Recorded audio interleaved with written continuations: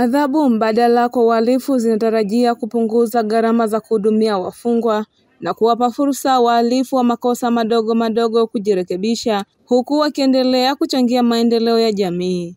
Hayo yamebainishwa jijini Dodoma na naibu waziri wa mambo ya ndani ya nchi Daniel Isiro wakati wa uzinduzi wa kamati ya taifa ya huduma kwa jamii, na kudai kuwa utaratibu huo utaimarisha mfumo wa haki jinai nchini. Amesema upo umuhimu wa matumizi ya adhabu hiyo kwa wahalifu wa makosa madogo badala ya vifungo magerezani, ambayo ni hatua muhimu ya kupunguza msongamano. Sheria mnayoenda kuratibu na kusimamia utekelezaji wake inatoa vigezo kwa wahalifu waliotenda makosa madogo madogo ambayo si hatarishi kwa jamii na ambao adhabu yake ni kifungo kisichozidi miaka 3 kutumikia adhabu hiyo katika jamii kwa kufanya kazi za kijamii bila malipo badala ya kupelekwa magerezani.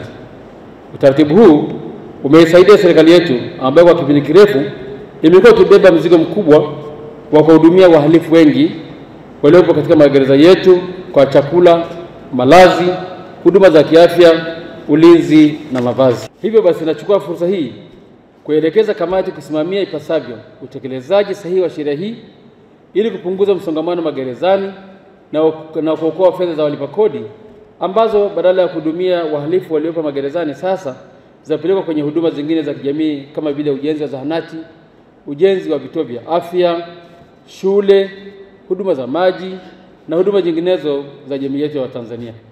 Ndugu viongozi na ndugu washiriki, changamoto kubwa inayokabili utekelezaji wa adhabu mbadala wa kifungo magerezani hapa nchini ni kuendelea kuwepo kwa dhana potofu kwamba adhabu ya kila mhalifu ni kwenda jela au kwenda gerezani tu.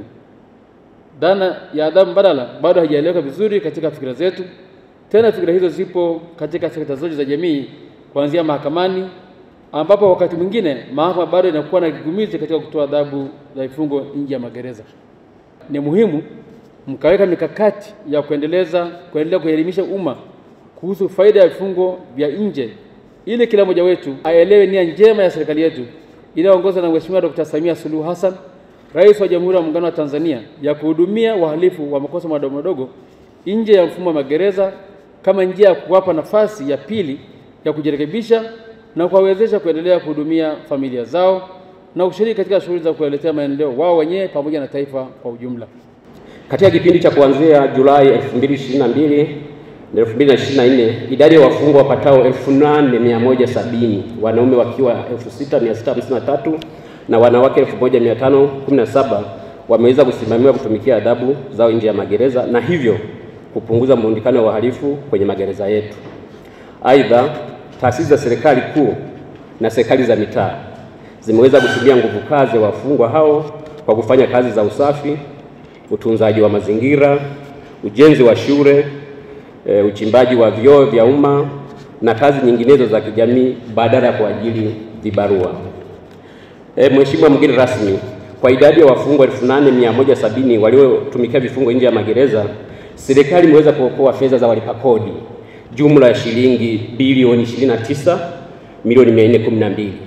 Hii ni formula tulifanya utafiti, Mheshimiwa mgeni rasmi, tukapata data kwa wenzetu wa magereza kwamba at least mfungwa kwa siku anatumia shilingi 1500.